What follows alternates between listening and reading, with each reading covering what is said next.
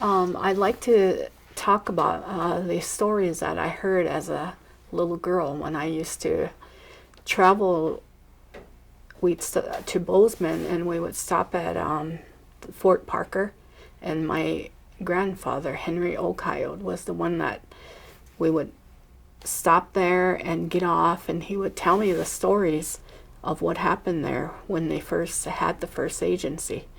And he would tell me that my grandma Stella Hidas at Oakhild, her father was at the agency when he was a little boy, and these are his stories that he experienced while he was living near that the fort.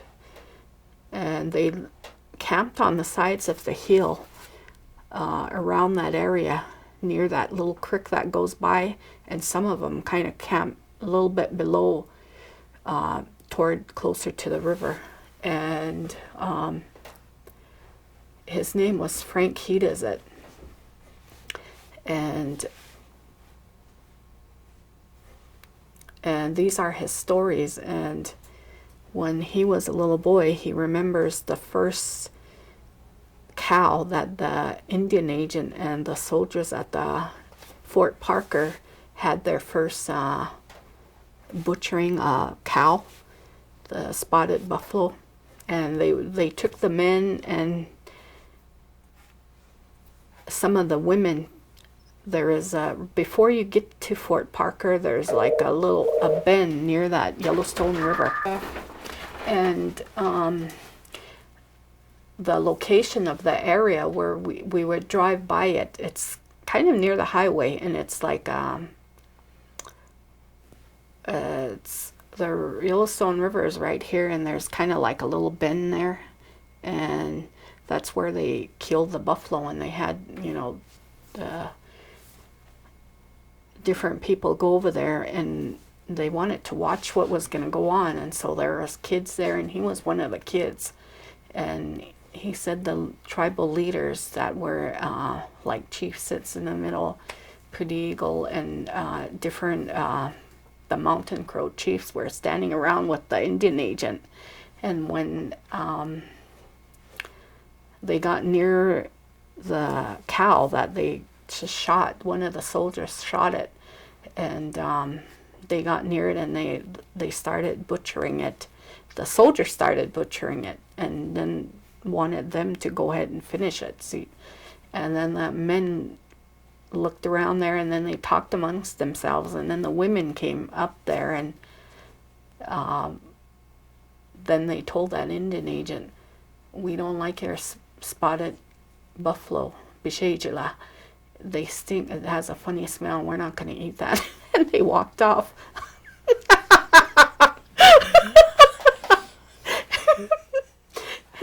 And then the next one is it's about when they gave out the rations, and it was they gave the Indian women sacks of flour and some other stuff, and there was a few women at the fort. I don't know if they were like missionaries or wives of some of the soldiers, officers, or something, but they gave them a demonstration on making bread and like biscuits, and they gave these sacks to these the Crow women, and then they took them back to the camp, and then his mom gave him that sack and said, "We don't know how to cook like those white people. We don't have any of the things that they use to cook, like the frying pans or Dutch ovens, whatever they had, their pots or whatever they had. They didn't have that because they used the fire, and they also cooked in the ground and stuff. And so she said, "We don't have any use for this flour. Go take it out in the hills and throw it out, but make sure you bring me back that flour sack." And so he took that, and all the other moms did that too. And these kids went out in the hills, and they got the whole hillside full of flour. They were covered with flour. They were having fun with that flour. And then they got tired of it. So then he brought his sack back to his mother, and she washed it out and said, I need this material. I'm going to make the binding on the elk tooth dresses. You know, that little binding? That's what they use. They cut up that the flower, that little white part, and then they sewed it to the edging. And then right here, that's what they used. And on the edge of the dresses. So that's what they, and I think, and then the women at the fort, whoever they were, the officers' wives or the missionaries, seen those kids covered in flour and what a waste of food that was, and they complained to the Indian agent. And then, but the men said, how do you expect us to use that stuff when we don't eat those things? We don't eat flour, we don't eat bread, and we also don't have the cooking things. We only use fire to cook with.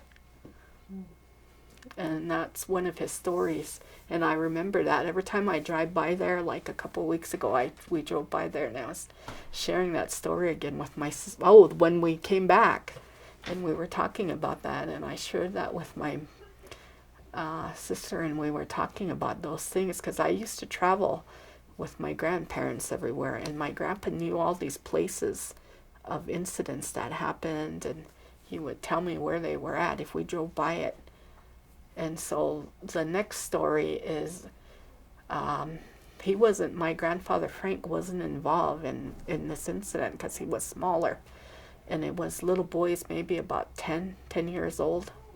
And there was that Pacific Railroad was being built there.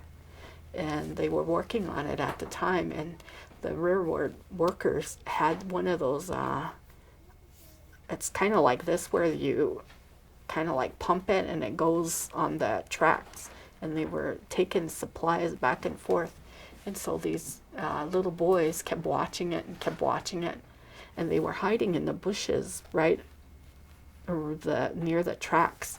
And then they finally said, let's do something. And so those little boys piled a bunch of rocks, sticks, logs, all kinds of stuff, and put it there. And see these, the employees, or the railroad employees, weren't paying attention because they've been going there all day long. And so they weren't really paying attention. And here they hit that thing and they didn't realize it, and they flipped there. It went off the track and it flipped over, but they didn't get hurt or anything. And so those little boys were really laughing, and they heard him in the bushes. And then they complained to the Indian agent that these Indian kids are too wild, and that their parents should discipline them and keep them away from there and all this stuff. And so they told the leaders, the Indian agent told the leaders of that village to get after those kids. And so then the leaders went to the camp crier, who goes around announcing things, and said, he mentioned these boys that were harassing the railroad workers, and Babchehusha, that's the Crow word for the train. And then they said, if you kids stay away from there, because that Indian agent and the soldiers at the fort are going to hang you if you go near that place. And then these women knew that was some of their kids, and they got their stuff together and had their older sons take these boys way out in the hills and the mountains, like south.